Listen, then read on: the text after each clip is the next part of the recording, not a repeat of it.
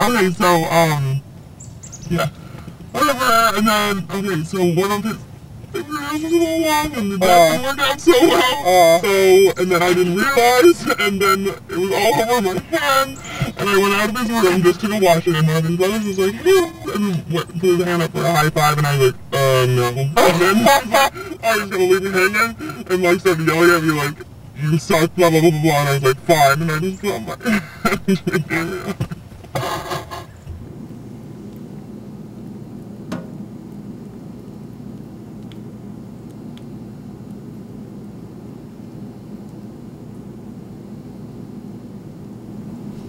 We wrote to each other every day.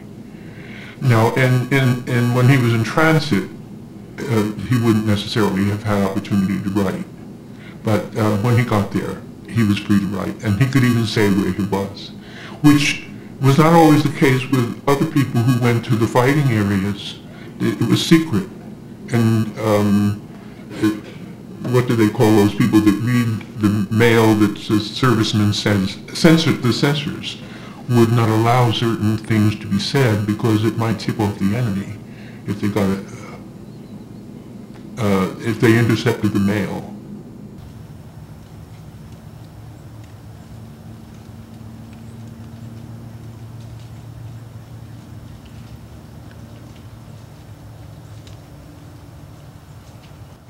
He was an electrical engineer, you might say, and all the planes that were filled with supplies that were going to China were going from the spot that he was at, and he and his team worked on the planes, kept them up to snuff so that they would be able to fly over the hump and deliver their stuff and then come back.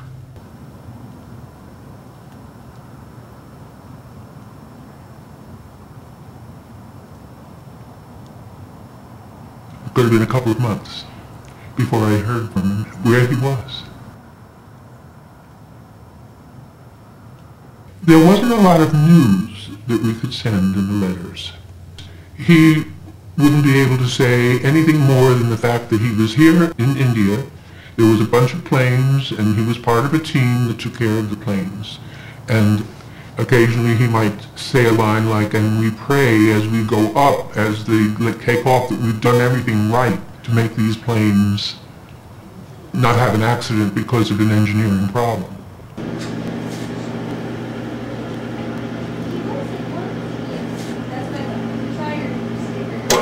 So, me and my boyfriend were at this party, and there was this kid there that nobody knew, but he was there anyway, making a complete fool of himself because he was belligerently drunk.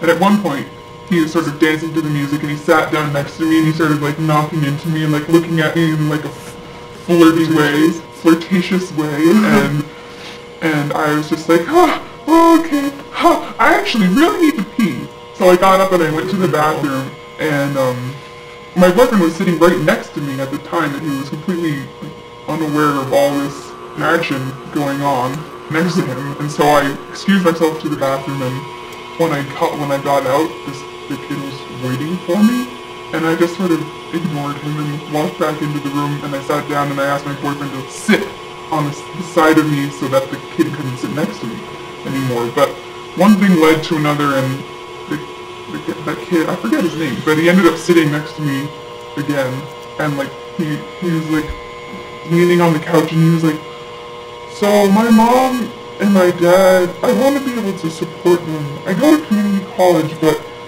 I'm going to transfer to chef school so I can be a chef. My dad's a chef, but I'm going to be a better chef, and I'm going to own my own restaurant, and I'm going to support him. And he went on, and I was just politely listening. And there was a pause in the conversation, and so I nudged my boyfriend, and I was like, let me introduce you. And so I introduced him. I was like, this is my boyfriend, and you know, we've been together for a long time. Or he said, how long have you guys been together? And I was like, oh, a long time actually, 3 years, and, yeah, it's great. And then he was like, so when are you going to have kids? And I was like, I don't know, I haven't, that was a really awkward question. And so, yeah. And then, I don't know what happened, but he apparently forgot about the whole boyfriend thing, and he was like, so, can I have your number? And I was like, what? No, I don't really give out my number anymore, as I have a boyfriend and everything, I don't really give it out. And he was like, well, I really want to see you again. I was like, well, I mean, if I do, I do, and if I don't, I don't, you know. He's like, if I see you again, then can I have your number? And I was like, no, no, you can't. He was like, well, fine, you win then. I was like, it's not really about winning or losing. And he was like, oh, I know. And then there was this really awkward pause, so I was like, I actually really need to pee again. And so I got up.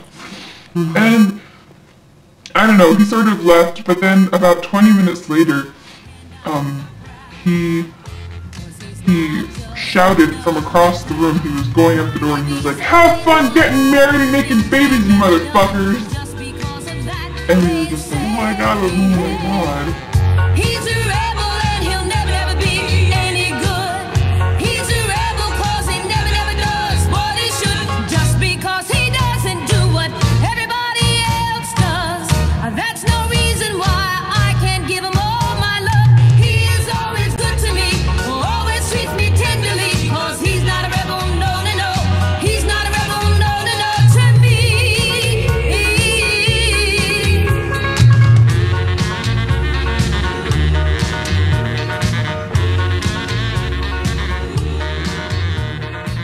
What happened to the letters? Yeah. Well, I'll tell you what happened. We had them for a very long time. We kept them. And they were in the attic, and then one time we went through a whole bunch of them and decided there's no reason to keep all of these letters. We'll just get rid of them. Just saved a few of them, you know, that just to know that the letters were written.